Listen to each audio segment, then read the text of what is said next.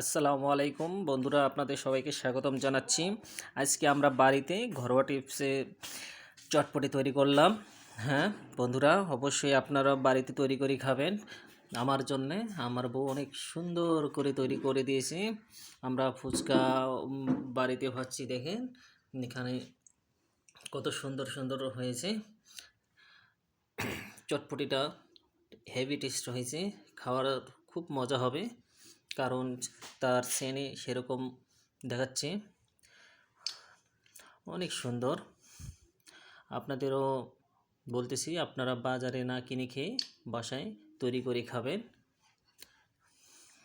অবশ্যই বাসায় তৈরি করে খাবেন। দেখেন কত সুন্দর একটা আইটেম করছি।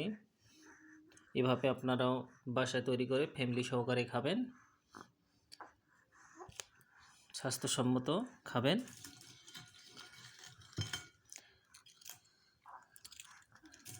ফুচকাগুলো কত সুন্দর আমরা